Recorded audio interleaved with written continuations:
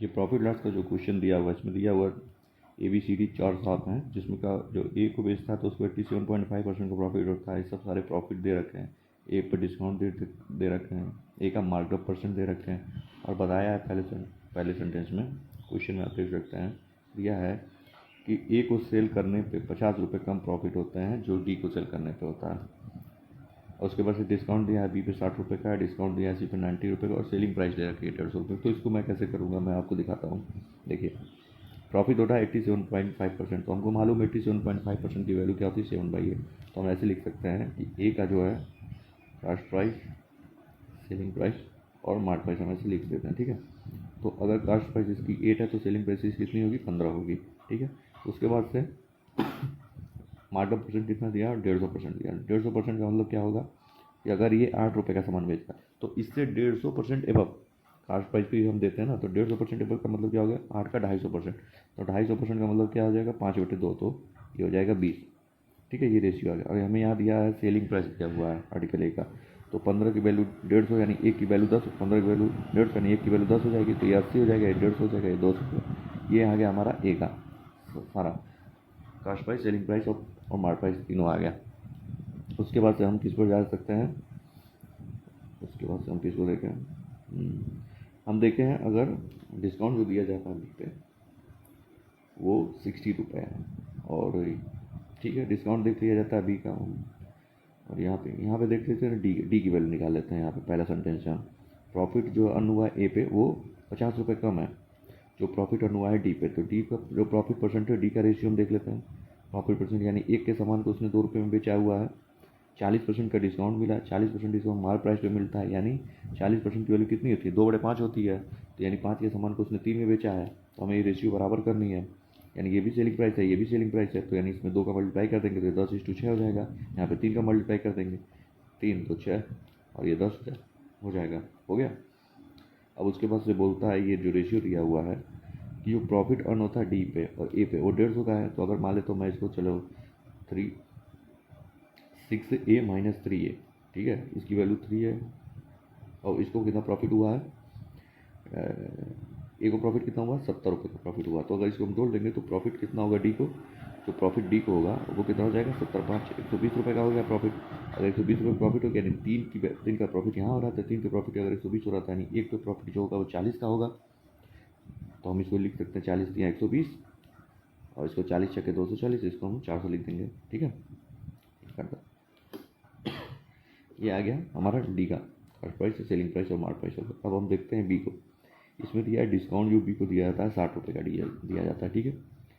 और ये जो अच्छा यहाँ पे एक्स की वैल्यू हम यहाँ से निकाल लेते हैं, X% पे डिस्काउंट जो दिया जा रहा है, तो ये 50 रुपये का डिस्काउंट दे रहा है। 50 रुपये का डिस्काउंट दे रहा है कितने पे, 200 पे, 200 पे डिस्काउंट दे रहा है, तो कितने आ जाएगा, काट देंगे तो हमारा 50 रुपये का डिस्काउंट है, 200 पे 25% का डिस्काउंट, एस की वैल्यू 25 आ गई, तो एस की वैल्यू 25 आ गई। तो अब यहाँ देखते हैं डिस्काउंट, जो डिस्काउंट 60 रुपये का दिया है वो कैसे निकलेगा। चलिए मान लेता हूँ मैं कि इसका बी का जो कास्ट प्राइस है वो ए रुपये है, ठीक है। बी का कास्ट प्राइस अगर मैं मान लेती है ए मान लेता हूँ, ठीक है। ए पे जो है अगर हम प्रॉफिट परसेंट ऐड करते हैं, ए पे अगर हम प्रॉफिट परसेंट ऐड कर रहे हैं तो ये कितना हो जाएगा, 50 प्लस 0.5 वाई का, 50.1/y 2/2y। तो ए पे हम लिख सकते हैं ये जो प्रॉफिट परसेंट के लिए हमें इसको 150 करना, 100 से जोड़ना पड़ेगा, 1/2y 500। ये क्या है, ये हमारा सेलिंग प्राइस है, ठीक है, ये हमारा सेलिंग प्राइस है। और अगर इसी आर्टिकल पे 100% का मार्क प्राइस यानी ए के सामान को हम 2 में बेचे हैं, यानी एक के सामान को हमने 2 में बेचा है, ठीक है। अगर हम इसका रेशियो देखेंगे तो इसमें दिया ना 100% मार्केट प्राइस, तो 100% प्राइस बोलेंगे हम एक के सामान को 2 में बेचे हैं। अगर मतलब मार्क किए हैं, एक के सामान को 2 रुपये मार्क किया, अगर ये ए है तो मार्क प्राइस कितना होगा, मार्क प्राइस हमारा 2A होगा। ये मार्क प्राइस हो गया 2A। अब 2A पे अगर हम y% का डिस्काउंट दे दें तो क्या होगा, 2A पे अगर हम y% का डिस्काउंट दे दें तो कितना बचेगा, 100 माइनस y/100 हमारी सेलिंग प्राइस होगी। ये दोनों बराबर होंगे, इसको हम कट कर देंगे, 100 से 100 कट हो जाएगा, 150 प्लस हाफ y आएगा, तो 150 100 इधर, 2A 150 plus half y, 2A 100 minus y 100, 150 ये हो गया और ए था, ए हमने उसका कॉस्ट प्राइस मान रखा था बी का कॉस्ट प्राइस अगर ए है उस पर हमें प्रॉफिट हो रहा है तो 150 प्लस हाफ वाई बटे 100, उसके बाद हमने 2a जो है हमारा मार्क प्राइस हो जाएगा। उसके बाद से हमको हाँ तो इसको हम 150 प्लस हाफ वाई, उसके बाद से 200 माइनस 2y कर देंगे, ठीक है। अब इसको हम 2y को उधर भेज देंगे तो कितना हो जाएगा 2y 5/2y हो जाएगा और 250 यहाँ जाएगा कट जाएगा तो y की वैल्यू हमारी कितनी आ जाएगी भाई, यहाँ पे y की वैल्यू हमारी आ जाएगी 20%। तो हमें x की वैल्यू पता चल गई, y की वैल्यू 20 आ गई, दो वैल्यू हमें पता चल गई x और y की। उसके बाद हमें क्या निकालना, वहाँ हमें c का निकालना, c की वैल्यू, c हमें क्या दिया y% का प्रॉफिट, y% का डिस्काउंट और 50% का मार्क प्राइस। तो अगर हम b का देखें, c का देख रहे हैं तो अब अच्छा हमको डिस्काउंट वैल्यू भी निकालें सबकी, तो b यहाँ लिख देता हूँ, c यहाँ लिख देता हूँ, ठीक है, दिख रहा है ना। उसके बाद चलिए डिस्काउंट कितना दिया गया 60 रुपये का, तो 60 रुपये का डिस्काउंट दिया गया है बी पे, तो हमें मालूम है 20% का डिस्काउंट दिया गया, यानी 20% का डिस्काउंट, यानी 20% का डिस्काउंट का मतलब हो गया हमारा कहाँ गया, अगर 20% का डिस्काउंट दिया गया 2x प्लस पॉइंट, पहले हम ये निकाल लेते हैं, ठीक है। देखो सेलिंग प्राइस 2a हमारा मार्क प्राइस था, 2a हमारा मार्क प्राइस था बी का, ठीक है। उसमें से हमको डिस्काउंट निकालने के लिए क्या करना पड़ेगा, सेलिंग प्राइस घटानी पड़ेगी, तो सेलिंग प्राइस घटाने के लिए 2a लिखना पड़ेगा। हमें y की वैल्यू पता चल गई है 80, तो 4/5 हो जाएगा डायरेक्ट। ये हमारी वैल्यू किसके बराबर है, डिस्काउंट के 60 के बराबर है, ठीक है। तो हम 2 से 2 काट सकते हैं, यहाँ जाएगा 30, a माइनस 4y तो कितना हो जाएगा a/5 आ जाएगा, इसको हमने काट दिया ना, जो 30 हो गया और ए कॉमन ले लिया 5/4, तो हम इसको काटेंगे तो a बराबर कितना आ जाएगा 4/5, तो 5 a/5 का वैल्यू कितनी हो जाएगी, a बराबर 150 हो जाएगा। तो समझ लीजिए, यानी इसका कास्ट प्राइस 150 है, मार्क प्राइस 300 है और डिस्काउंट 20% का दिया हुआ है, तो वो 240 में बेचेगा, तो ये बी का भी आ गया, ठीक है। अब इस तरह हम सी का निकाल सकते हैं। सी दिया है कि y% का प्रॉफिट है, y% का डिस्काउंट है, 50% का मार्क प्राइस है, हमें y की वैल्यू पता है।